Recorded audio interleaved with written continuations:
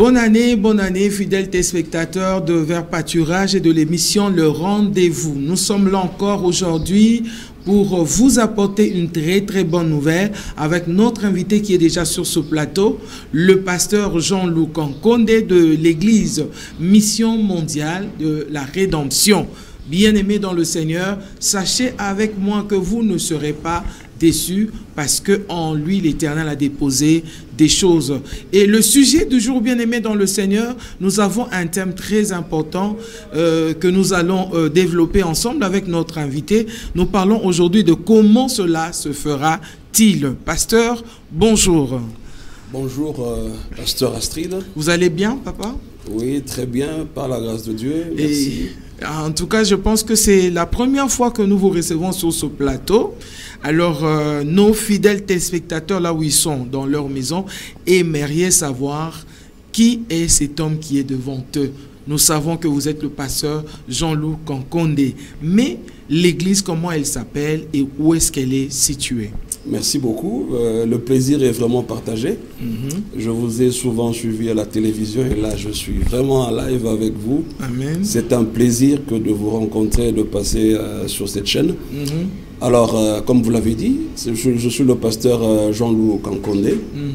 Je suis le pasteur titulaire, le visionnaire donc de la mission mondiale La Rédemption, qui est située dans la commune de Kintambo, au numéro 37 de l'avenue Tanganyika. Je suis en même temps également le visionnaire de l'école de la vie profonde. C'est une école du ministère qui enseigne des serviteurs à entrer dans le ministère avec facilité. Mais je suis marié, père de 3 enfants, dont 2 garçons et une fille. Mon épouse s'appelle maman Karine Muntu. Voilà.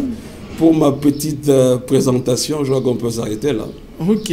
Que Dieu soit loué. Nous aimons bien cette présentation, pasteur. Mais ce qui m'a surpris, c'est de savoir que vous avez une école aussi de formation des serviteurs de Dieu.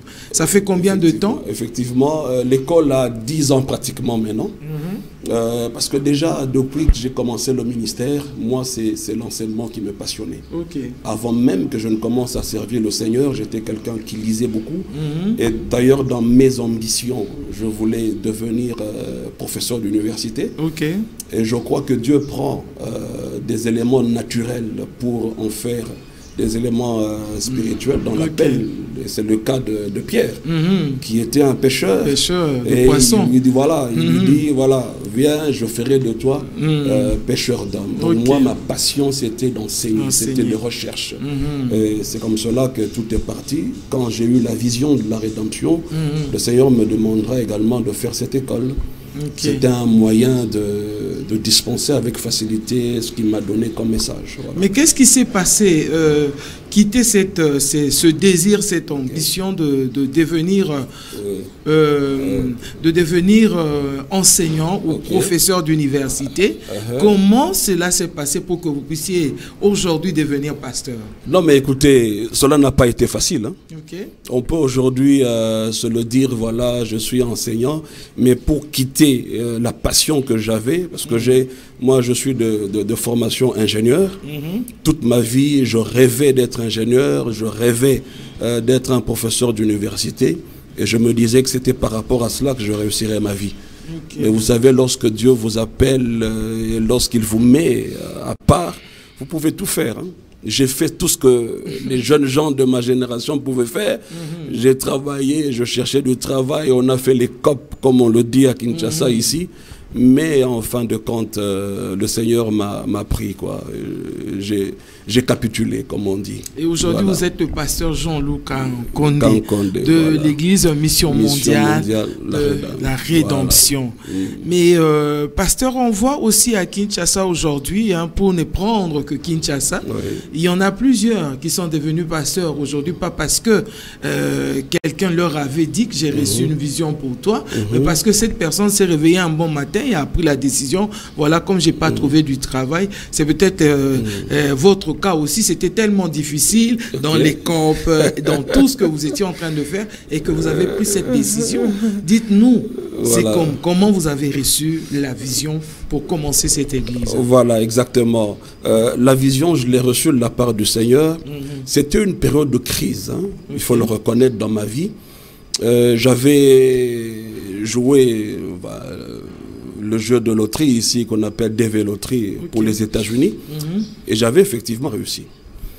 Et un jour, j'étais en train de dormir et dans mon songe, le Seigneur me parlera et me dira qu'il ne m'a pas envoyé là-bas et qu'il avait un plan pour moi. Et c'est sur base de ça que je me suis retenu et j'ai décidé de découvrir le plan de Dieu dont j'étais porteur. Alors, en priant, en prenant le temps dans la prière, je crois que je prenais à peu près 8 à 10 heures de temps dans la prière. Au bout de 2 semaines, qu'est-ce qui s'est passé? J'ai vu dans un songe. Ce n'était pas un songe en soi, c'était une vision. Pendant que je priais, je voyais une vision où je me retrouvais dans plusieurs églises de la place. Mais ce qui était curieux dans cette histoire, c'est que la plupart des gens qui étaient dans ces églises étaient petits de taille. Tout petits, et les pasteurs et les fidèles. Et c'est comme ça qu'une voix me dira, regarde très bien. Je dis, mais Seigneur, je connais ces gens, mais ils ne sont pas comme ça. Il dit, mais en réalité, c'est ça. J'ai fini par comprendre après qu'on me montrait la réalité spirituelle des choses. Et il me dira finalement, ça, c'est le travail que je t'ai donné.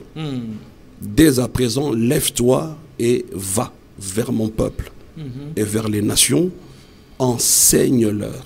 On n'a pas dit prêcher, on m'a dit enseigne-leur la Bible à la lumière de la rédemption. C'est de là que tout est parti. Donc moi, quand je suis madame, dans la... Et madame était d'accord avec ça? Parce que vous étiez déjà mariés. Bon, il faut reconnaître, ça c'est un élément de taille. Moi, c'est mon épouse qui m'a gagné au Seigneur. Donc ça veut dire qu'elle était déjà dans le bain de ces choses-là. Ce qui fait que ça n'a pas été difficile pour moi de lui faire comprendre que Dieu m'a dit ça. Et que tu es censé m'accompagner là-dedans. Voyez-vous, donc c'était assez facile à ce niveau-là.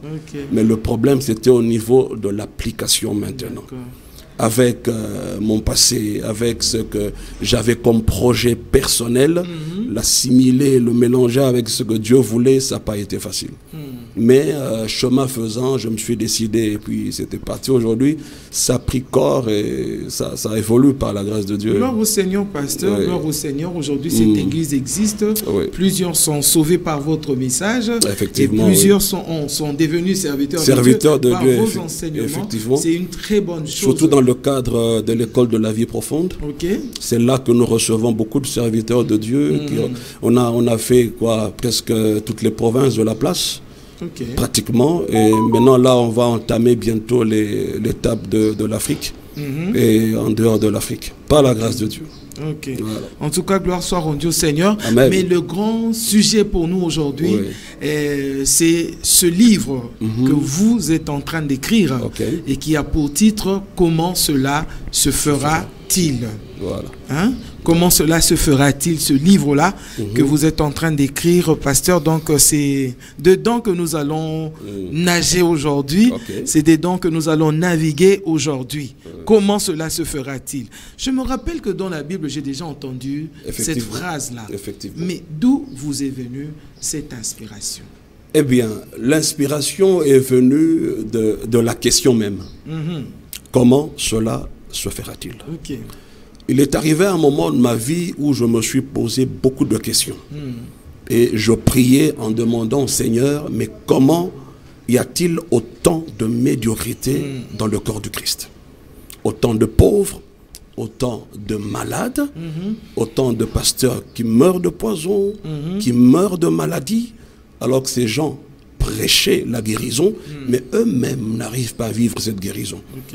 Si vous voulez rencontrer des gens faibles, des gens presque inutiles dans la société, allez dans l'église. Et moi, ça me faisait très mal. Alors, au regard de ce qui est écrit dans la parole de Dieu, je me disais que Dieu dit des choses, mais lorsque nous le regardons dans nos vies, on a comme l'impression que ça ne se réalise pas. Tenez par exemple, la Bible est claire. vous ne retrouverez jamais dans les épîtres. C'est un exemple où ce que nous sommes et ce que nous avons en Jésus, que cela soit écrit au temps futur. On ne vous dira jamais, vous serez bénis, vous serez délivrés. On nous dira toujours, vous avez été bénis, vous avez été délivrés. Voilà. Ce sont des faits. Mais comment se fait-il que je le suis dans le passé et mon présent ne reflète pas ce que Dieu dit à mon sujet? En tout cas. C'est comme ça que j'ai commencé à poser des questions à Dieu. Mais comment se fera-t-il? Vous l'avez dit tantôt. C'est un verset biblique, hein, notamment lorsque l'ange va visiter. Voilà. Tout au début, l'idée n'est même pas venue que c'était un verset.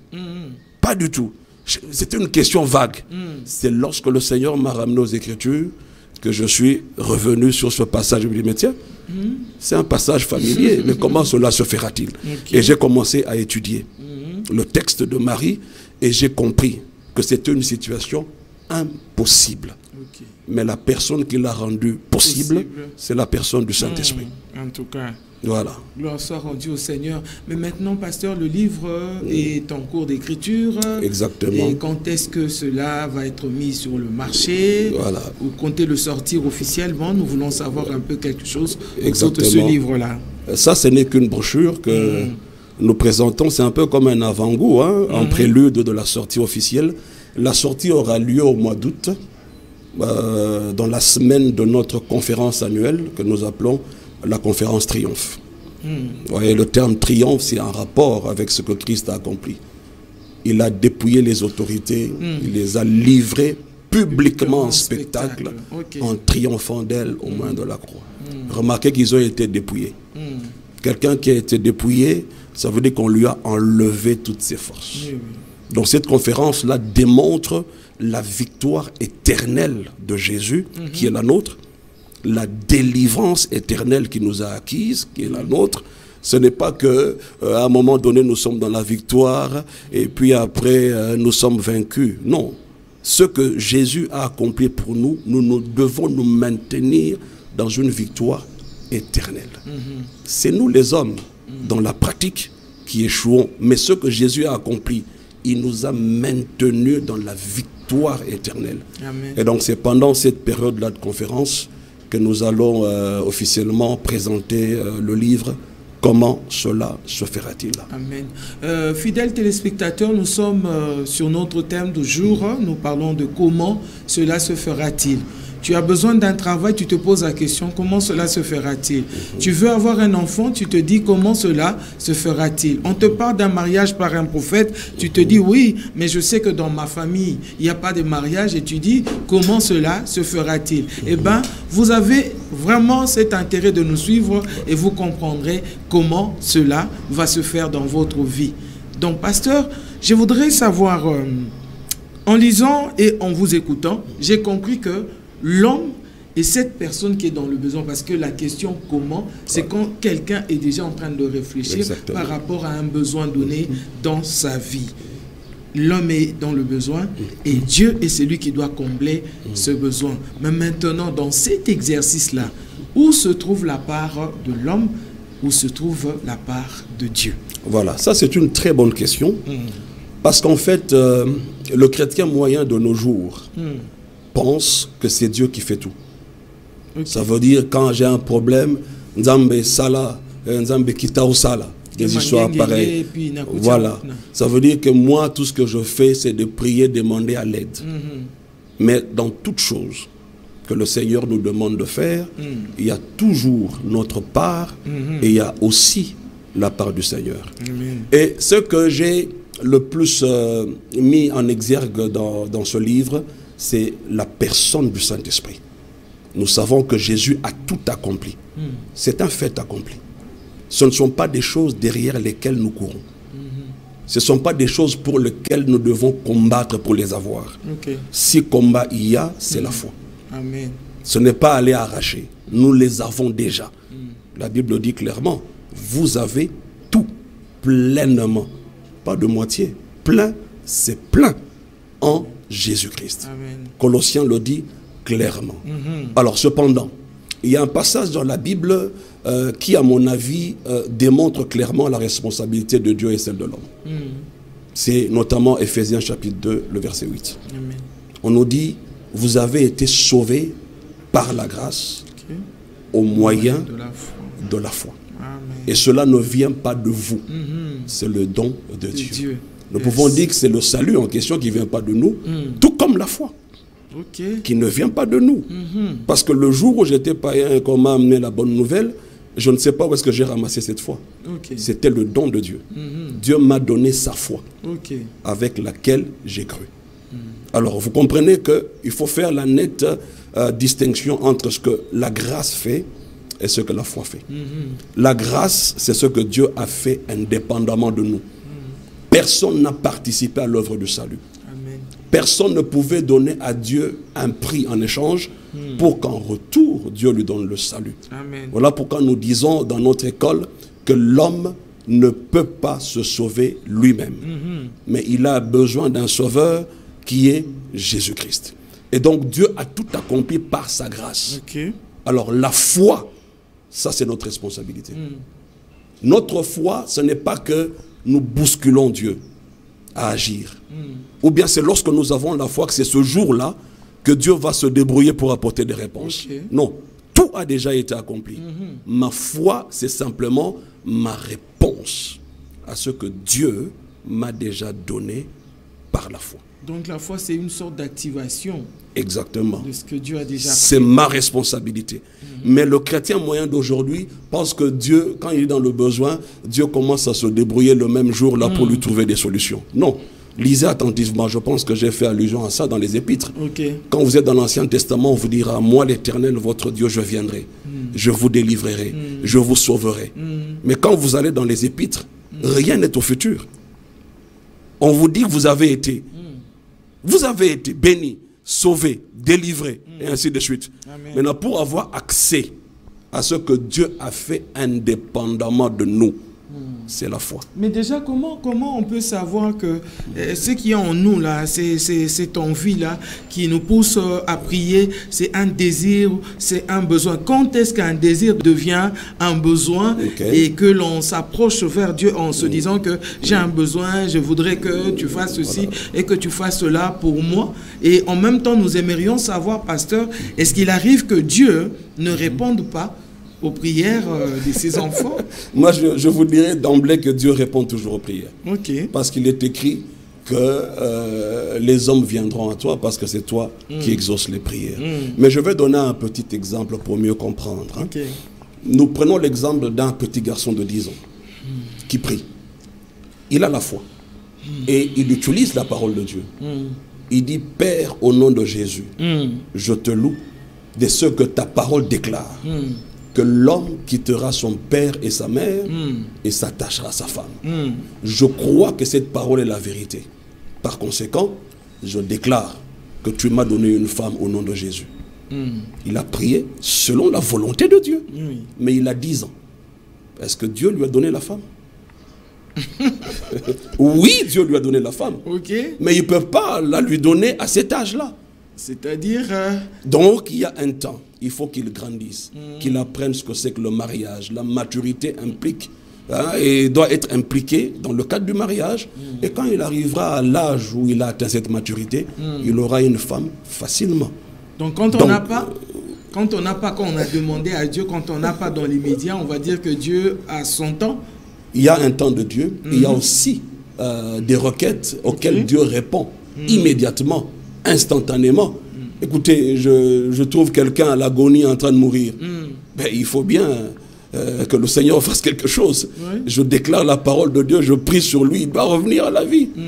Donc ça doit être instantanément qu'il va le faire. Mais il faut savoir que la personne du Saint-Esprit est toujours impliquée dans ce genre de choses. Parce que la Bible déclare que nous ne savons pas demander ce qu'il convient dans nos prières.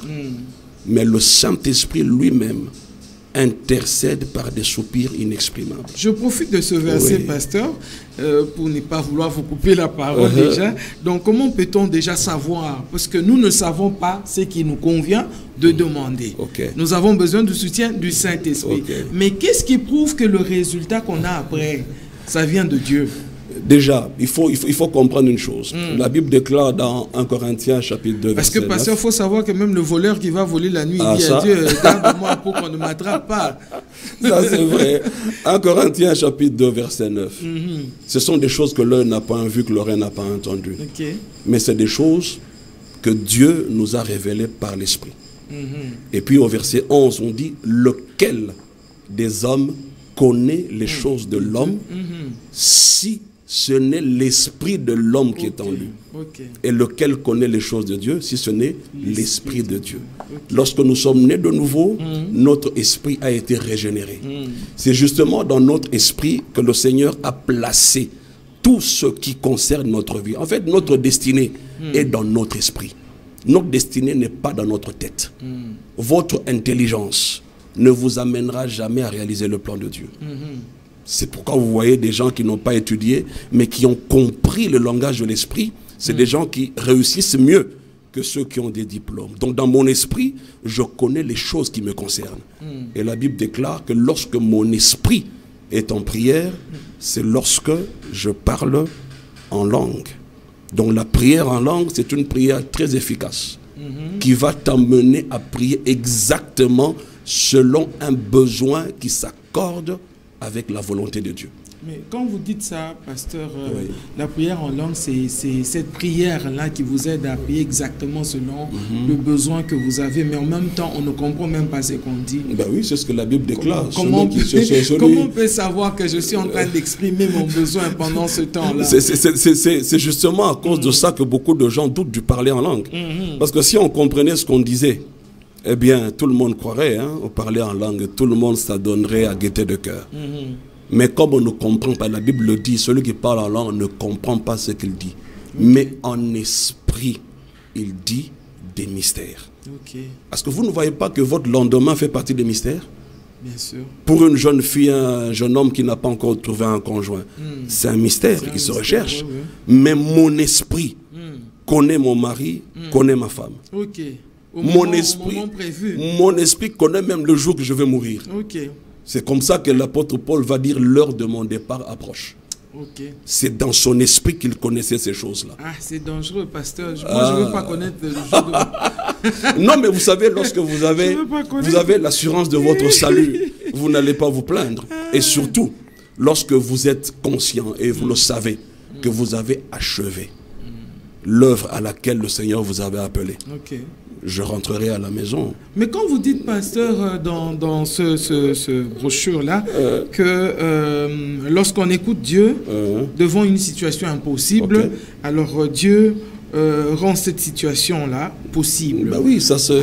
Est-ce que c'est toujours avec facilité que Dieu, il rend la situation possible? C'était impossible, Dieu rend possible. Comme vous avez dit tout à l'heure, nous avons notre part, nous en tant qu'hommes, et Dieu aussi a sa part. Mais quand vous parlez en même temps en disant que la situation impossible, Dieu la rend possible. C'est avec facilité, on croise les bras, on attend que Dieu rende la situation possible. Pendant ce temps, qu'est-ce que la personne doit faire? On ne croise pas les bras, mais déjà il faut savoir une chose, c'est que Dieu étant amour, je ne pense pas que pour réussir avec lui, il va nous compliquer.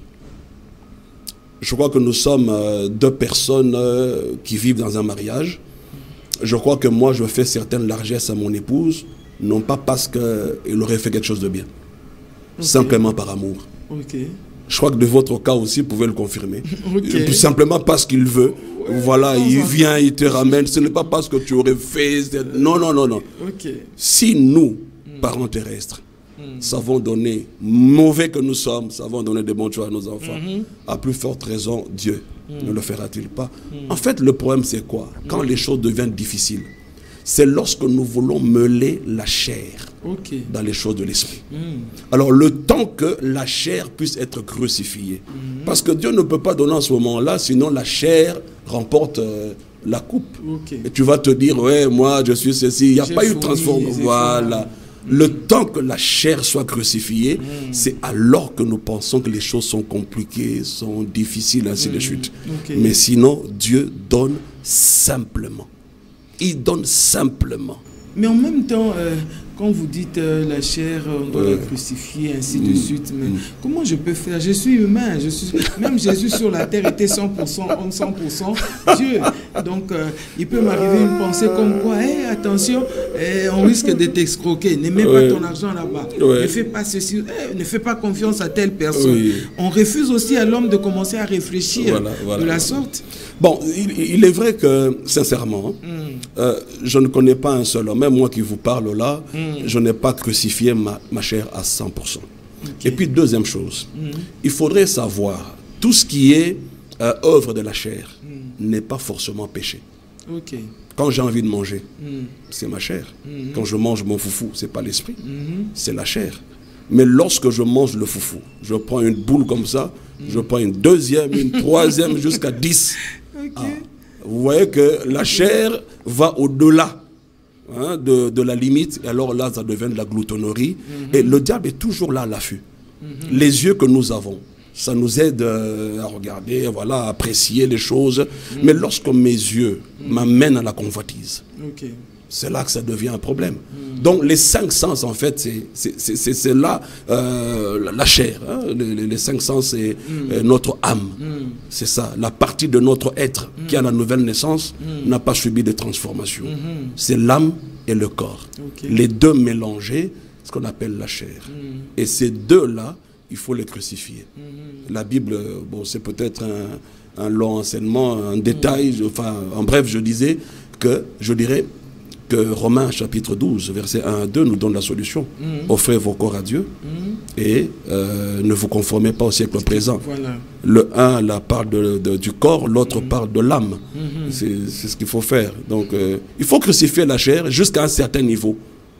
Bon, on va essayer. Et vous allez voir qu'il y aura des résultats. Essayer, hein. Parce que essayer avec le Saint-Esprit. C'est là que beaucoup de gens confondent, même les liens avec les œuvres de la chair. Ils confondent ça.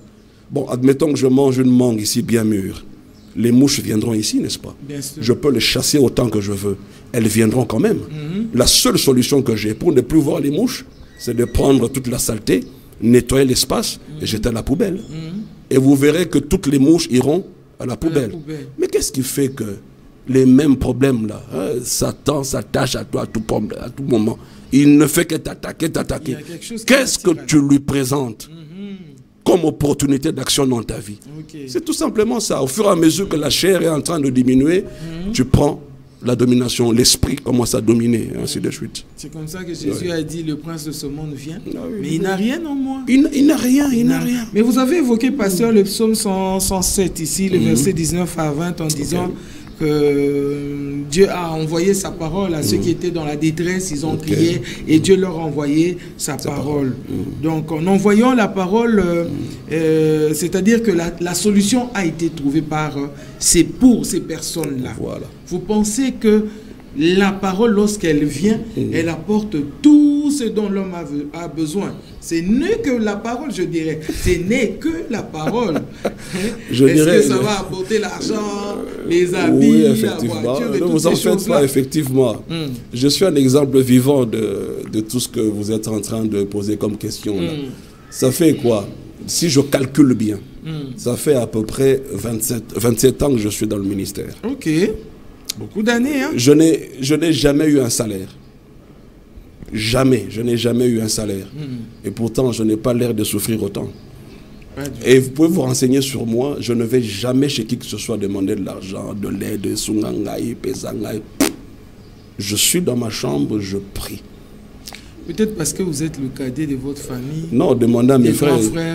Demandez à mes frères s'ils me donnent combien. Peut-être que c'est parce que votre épouse travaille. Permettez-moi de citer même le nom. Le frère Michaud, il est à l'église de Mangembo. Posez-lui la question, il me donne combien avec sa femme Mama Higuette, que j'aime beaucoup. Il me donne combien. Mais il faut comprendre cela. Effectivement que la parole de Dieu, quand elle sort de sa bouche, elle ne retourne jamais à lui sans effet. C'est ça la base sur laquelle moi je suis. Alors, pourquoi j'ai donné cet exemple? Parce que je suis arrivé à la conclusion que Dieu a ses deux bras, la parole et l'esprit. Il faut que les deux s'accordent pour qu'il y ait un résultat positif. Depuis le commencement en Genèse, vous voyez que la parole et l'esprit travaillaient en communion. Et ça produisait des grands résultats. C'était la création. C'était une parole et l'esprit accomplissaient. En fait, l'esprit est le matérialisateur de tout ce que Jésus a accompli pour nous. Il est esprit, mais il est le matérialisateur. Oui, il matérialise. Sans le Saint-Esprit, vous ne pourrez pas matérialiser votre délivrance, votre guérison et toutes ces choses derrière lesquelles nous courons. C'est d'ailleurs ça le problème.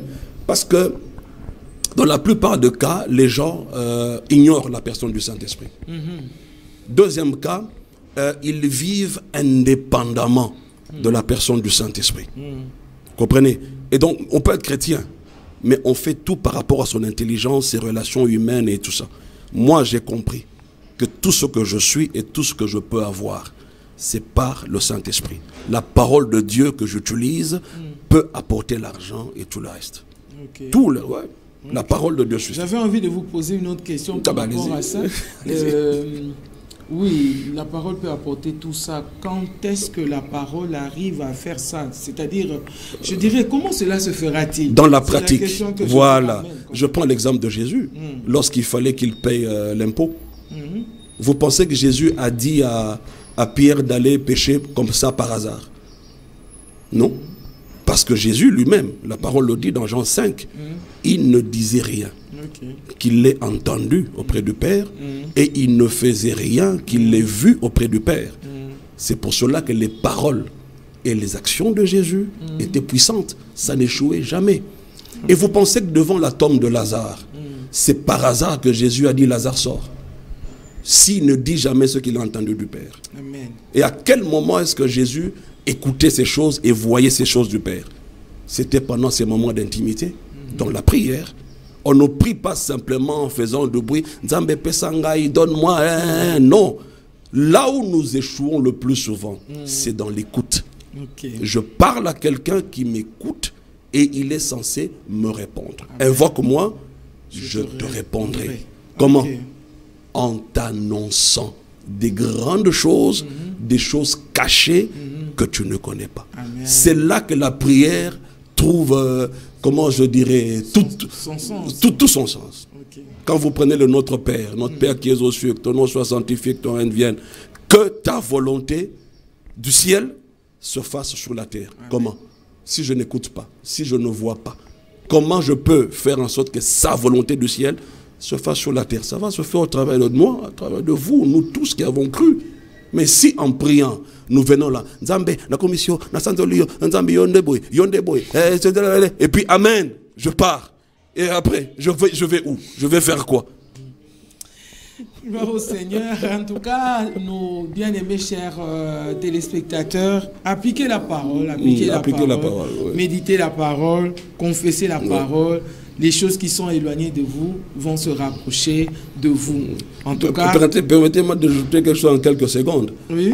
Voyez-vous, cette histoire de la parole, que Jésus ne dit rien et ne fait rien. D'accord. Bon, il est arrivé, il a guéri beaucoup d'aveugles. Hein.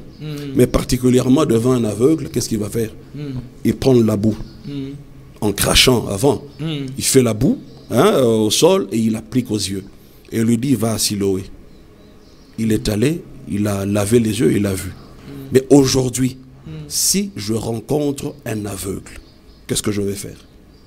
Il est écrit que Jésus cracha. Je crache. Il fit la boue, je fais aussi la boue. J'applique aux yeux de l'aveugle. Et je l'envoie où? À Siloé. Siloé, c'est où? C'est ce qui est écrit, non? Siloé, c'est où? Le temps qu'il fasse les démarches pour arriver en Israël. Et quand il arrive là-bas, c'est simplement un site touristique. Il n'y a même plus d'eau. Et vous faites comment dans ce cas? Ah, voilà pourquoi il faut écouter. Comment cela se fera? Voilà pourquoi il faut écouter. Le Saint-Esprit est là en tout cas, pour nous aider dans toutes ces circonstances-là. Voilà. Je bénis Dieu pour ça, pasteur. On croit Jean chapitre 21. Nous avons lu 3 jusqu'à 9 selon notre brochure.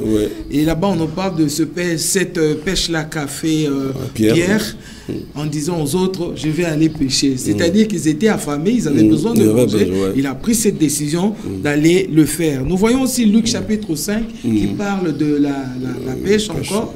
Une pêche miraculeuse qu'il a fait sur la parole de l'Éternel. Mais est-ce que selon moi, en tout cas, quand j'ai lu, j'ai compris que Dieu peut faire même quand on n'a pas demandé et quand on n'a pas prié, parce que je n'ai pas vu là où Pierre s'est ingénué, qu'il a fermé les yeux, qu'il a levé les yeux, comment les mains au ciel pour demander au Père, je vais aller pêcher, envoie-moi les poissons dans l'eau. J'ai pas vu ça. Alors, j'ai pris ce texte-là, pourquoi? Déjà pour expliquer un fait. Si Pierre a eu subitement envie d'aller pêcher comme il le faisait à l'époque, c'est parce que Jésus n'était plus là. Il y avait une carence. La personne en qui demeurait la plénitude de l'esprit. Celui qui apportait toutes les réponses n'était plus là. Et il faut signaler qu'en ce moment-là, Pierre n'était pas encore né de nouveau. Il n'avait pas le Saint-Esprit en lui, pas du tout. Et maintenant, qu'est-ce qu'il pouvait faire? Il ne pouvait que rabattre sur Adam déchu. Tu mangeras à la sueur de ton front. C'était la seule option. Mais j'ai pris le texte pour expliquer. C'est vrai qu'on n'a pas vu là où Pierre a prié, mais en bon chrétien, lorsque je vais aller à mon travail, normalement je prie. Et lorsque je prie, qu'est-ce que je demande à Dieu? Alors admettons que Pierre avait prié. Il a prié, il a dit Seigneur, merci, je sors, donne-moi les poissons et tout ça. Et il a, voilà, le travail de nos mains, tout ça. Il arrive là, devant, il arrive au lac, il commence à pêcher. Et on précise, toute la nuit, il a travaillé sans rien gagner. Mais pourtant, Pierre est un expert dans la pêche. Pourquoi il est allé la nuit? C'est parce que la nuit, les poissons montent à la surface. Donc, il a usé de toutes ses compétences naturelles. Mais je pense que ce qui a manqué à Pierre, c'était la direction. Où étaient les poissons? Il a fait des choses par rapport à l'expérience. Mais il y avait un endroit ce jour-là où les poissons se concentraient. C'est pour cela, dans la brochure, vous verrez, j'ai posé certaines questions. On peut faire cet échange-là. Il dit qui a fabriqué le bateau? C'est Pierre. Donc c'est un homme, c'est Pierre. Voilà. Qui devait écouter qui? C'est Pierre qui devait écouter Jésus. Parce qu'il a dit, jetez les filets de l'autre côté, là. Et lorsqu'il l'a fait, c'est lui qui a jeté le filet. Maintenant, les filets sont entrés dans l'eau. Qui a rempli ce filet? C'est Jésus. Mais allons-y, pasteur, dans la formule que vous avez donnée là. Il y a une formule que vous avez donnée dans le livre. Prier plus écouter, plus action égale succès. Voilà. Je mélange tout ça avec l'exemple de Pierre là. S'il avait prié, effectivement, il aurait écouté. Il aurait su quoi faire exactement. Pendant cette pêche. Il avait sa responsabilité. Et de tout ce qui s'est passé ce jour-là, je pense que Jésus n'a intervenu qu'à deux niveaux. En donnant la direction. Et quand l'homme obéit, c'est-à-dire l'action, qu'est-ce qu'il fait? Il remplit le filet. Et qui va tirer le filet? Ce n'est plus Jésus. C'est Pierre qui va le faire. Et qui va vendre les poissons. Qui aura l'argent? C'est Pierre. Ce n'est plus Jésus. Mais remarquez sur les 100% des choses qui ont été faites. Jésus n'a intervenu qu'à deux niveaux. Donner la direction et remplir au cas où l'homme obéirait.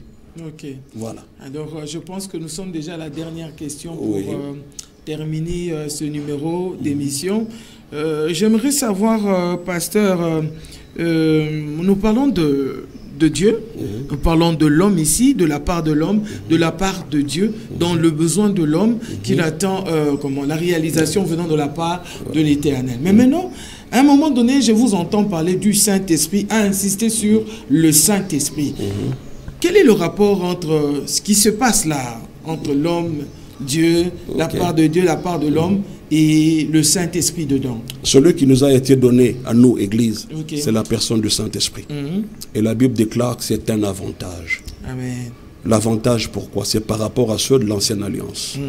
Vous allez voir que dans l'Ancienne Alliance, ce n'est pas tout le monde qui avait le Saint-Esprit en lui. D'ailleurs, ils n'avaient même pas le Saint-Esprit en eux. Dans l'Ancienne Alliance, l'Esprit descendait et pouvait capaciter quelqu'un à faire des choses. Et puis après, il se retirait. Mais nous l'avons en nous. Et ça implique beaucoup de choses, entre autres le fait de naître de nouveau. Okay. C'est un avantage de devenir enfant de Dieu. Dans l'ancienne alliance, il n'était pas enfant de Dieu. C'était le peuple de Dieu. Aujourd'hui, Dieu a une famille que nous sommes. Le Saint-Esprit dans l'homme.